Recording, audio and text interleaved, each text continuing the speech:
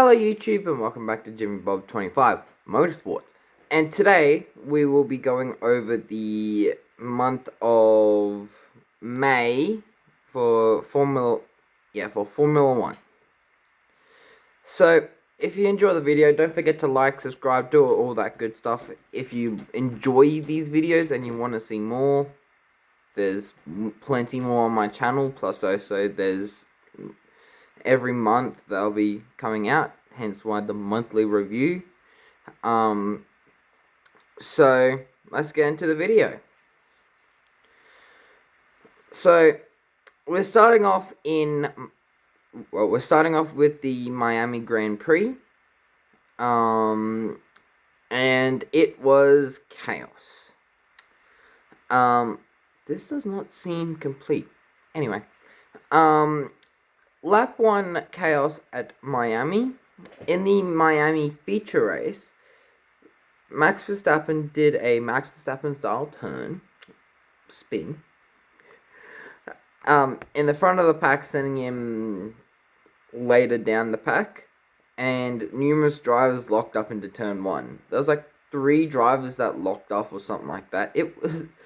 There was cars everywhere. Miami was back. Well, Miami was here. Chaotic end to the race. Charles Leclerc spinning out on the final lap, breaking his front left suspension, making the car not want to turn. He managed to get round the track and corner cutting to finish the race. That makes no sense. Anyway. At the end of the lap, I should say, George Russell and Max Verstappen caught up and passed the Ferrari man.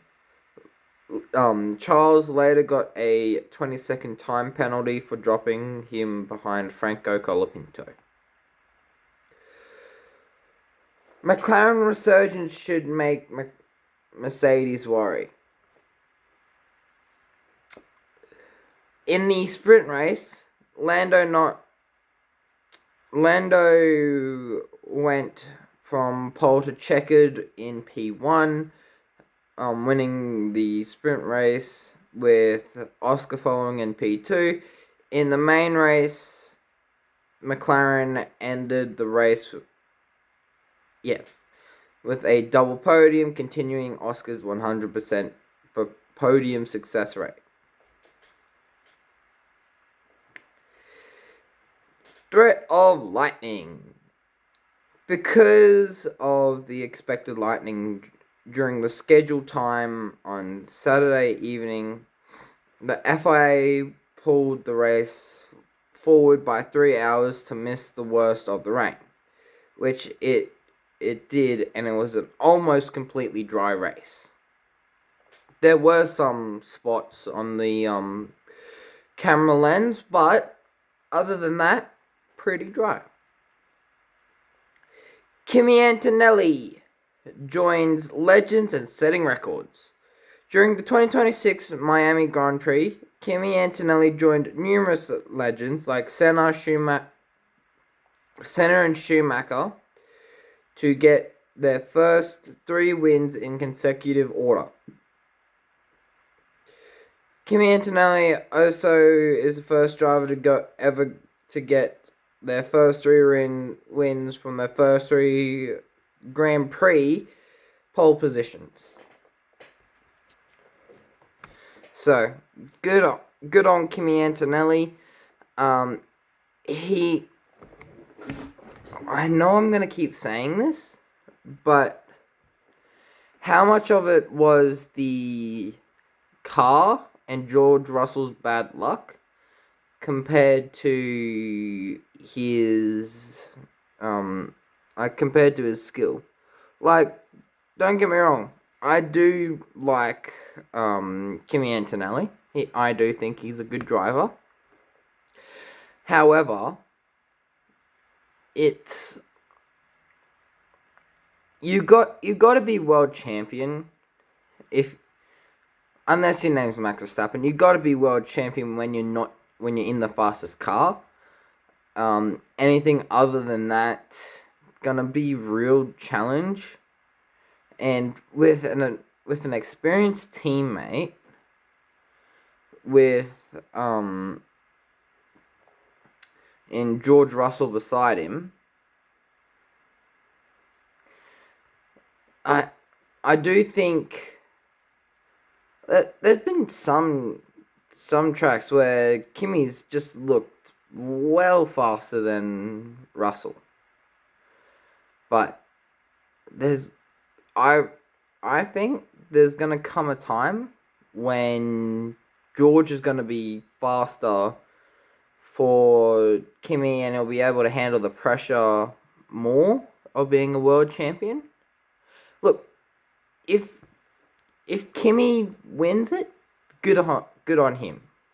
I'll be making edits for days probably, but it's just, I don't know. Aston Martin continues to be a tractor. What a surprise! At the 2026 Miami Grand Prix, Aston Martin continued to remain at the back of the field, even slower than the slowest F2 car. Well, yeah, even slower than F2 cars. Fernando Alonso set a lap time of a 1:41.311. The slowest F2 lap time was a 1:41.157 set by Kane Shields. So there's a 2/10 difference there.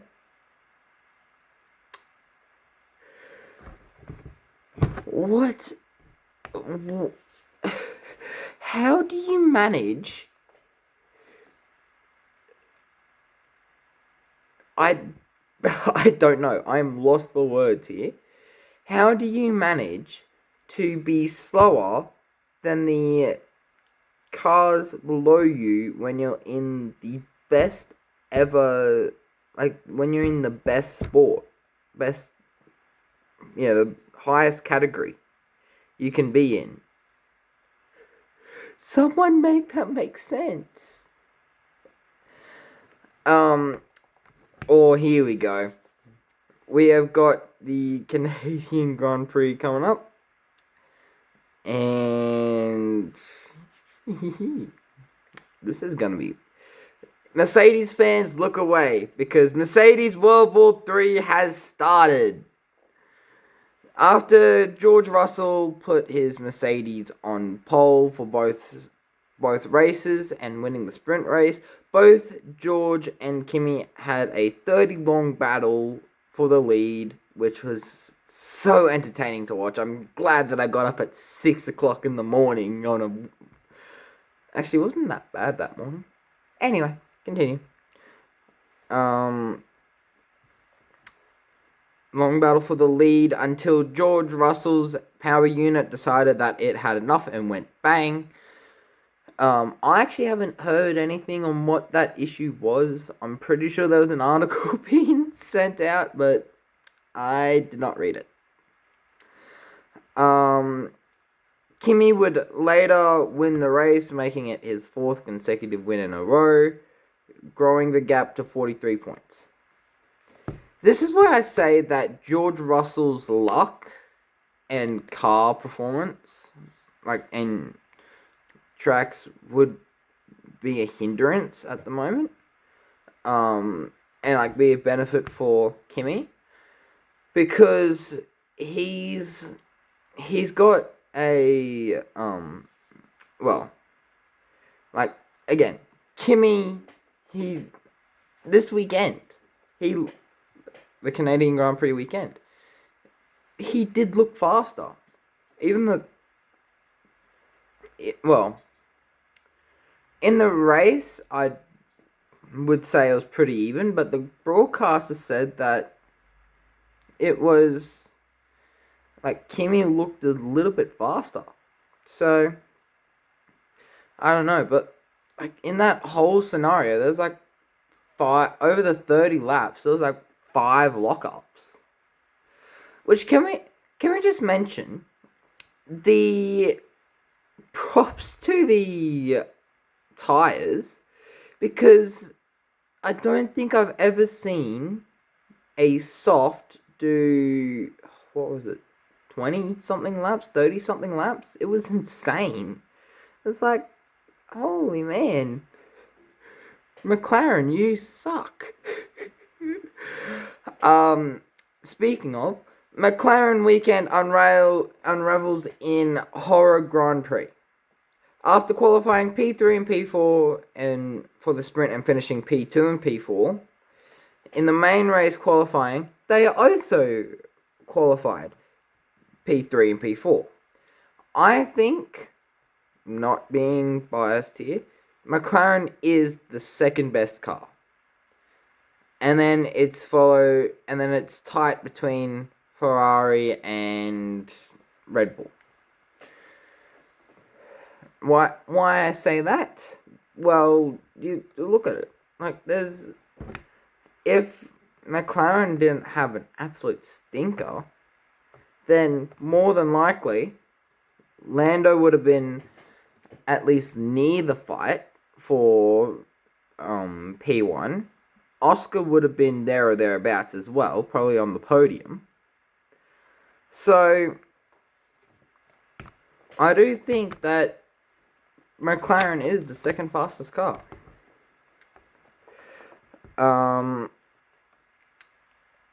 However, McLaren decided to use wet tyres on a drying track, which wasn't a good idea.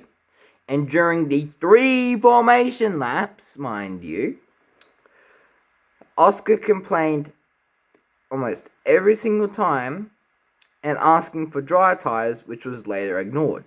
At the start of the race, Lando had a brilliant start while Oscar had a terrible one, and he would fly into the pit lane with Lando following a lap after. What I mean by that is he would fly into the pit lane at the end of the lap. Later on in the race, Oscar went deep at the hairpin, trying for an overtake, and crashed. I believe it was on Ocon. And he crashed into Alex Albon, damaging his side pod and DNFing Alex Albon. And Oscar got a 10-second time penalty. Further on into the race, Lando's car went kaboom in the same spot, actually, causing him to DNF, and Oscar would finish 11th somehow, 2 laps down. That is... Oscar, after his crash, had a very quiet race. So I was just a little bit surprised to see him in P11. I was like, oh, we missed the place. I was supposed to put it down, but 2 legends went at it. In the main race, we had a magnifique. That's not how you say it. Anyway, we had a amazing battle between 2 legends of the sport, past and present, with Lewis Hamilton and Max Verstappen. So that was pretty cool to see. Also on the podium, we had the past, the present, the future, with Lewis Hamilton being the past, Max Verstappen being the present, and Kimi Antonelli being the future. Funny how the future won the race, but it was good to see. It was good to see Lewis actually back on the podium again. Like, I I sure do hope that he does get a race win for Ferrari. Ferrari do need a little bit of luck. Um, I I don't think the strategy is really that bad this year. They've actually cleaned up their makeup from their face. So, but going down into turn one, I believe. Um, Lewis Hamilton had one of his um, late breaking moves around the outside and made it stick, unlike Kimi Antonelli. So that just shows the difference between a 7-time world champion and a 0-time world champion. Luxury brand joins F1 team. Gucci has signed a deal for 2027 and beyond as Alpine's title sponsor, which will also take on, and Alpine will also take on Gucci's color scheme. How I feel about that, I don't know. I have seen one of the cars and I don't overly like it, honestly. I'm not sure. I'd have to go back. I'm not sure whether I flamed it or not when I did my review of all the liveries at the start of the year, but I do not really like. I do not really like this one. Do I actually have it on this one? February. No, does not look like it.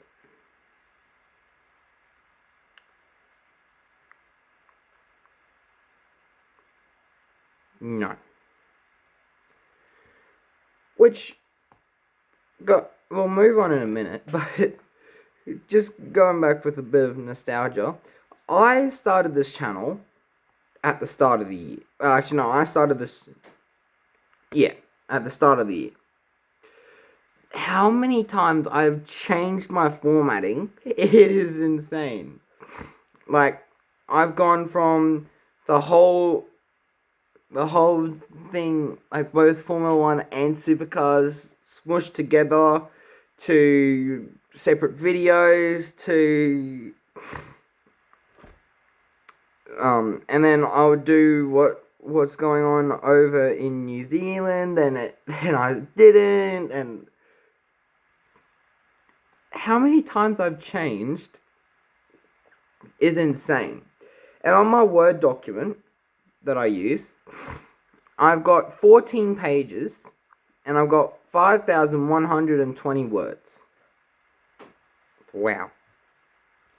Anyway, the Saturday of the year for Formula 1 is upon us, and the FIA has announced that we'll have no straight zones for Monaco, plus that they will change the engines so they ramp down earlier than other tracks, making a slow track even slower. Now, I took this from a YouTube video, or more like a short, and then I could be wrong about this. As I said, I did get this off a YouTube short, so I haven't seen anything on the Formula 1 website, but we can all hope and pray. So, if they were to do it, it'd be in the name of safety, which I am all for. Like, you don't want Kimi Antonelli running straight on at the first corner and absolutely annihilating that wall. So,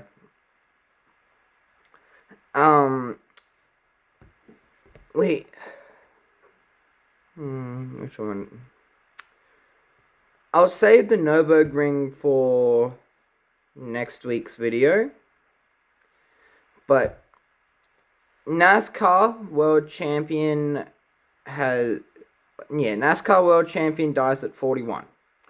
On the 21st of May, two-time NASCAR champion Kyle Busch has died after being hospitalized with a severe illness.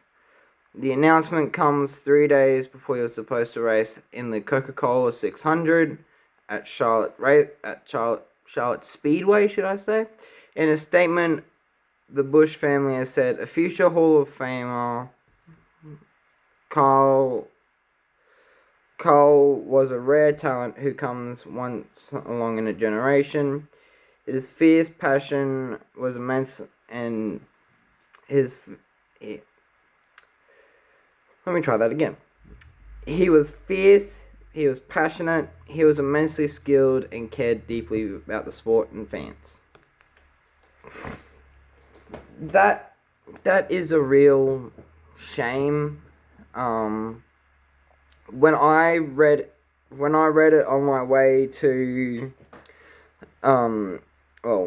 when I read it, I was actually doing something else, and I was very surprised. I didn't think Kyle Busch was so young. I don't follow NASCAR much. Me personally, all they do is just run around in circles for however many hours, and then there's a huge crash and all that. That is entertaining to some people. I actually do like braking and late braking moves and all that, howling V8s as well. But yeah, when something like that does happen, you do have to cover it, because that is pretty big. But yeah, I can't even get the outro out. Wow. Thanks for watching. Don't forget to like, subscribe, do all that good stuff. Subscribe to Jimmy Bob 25, the main channel. Subscribe to my friends' channels, Brianna Howe, and also the Catcraft series as well.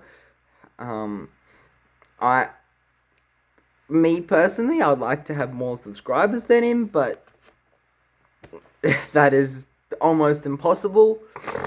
I will say though, the Jimmy Bob series does have more subscribers than the Catcraft series, or the CD series now, I'm pretty sure it is. So yeah. Anyway, thanks for watching. Have a great day, month, year, week, until I see you next, and goodbye.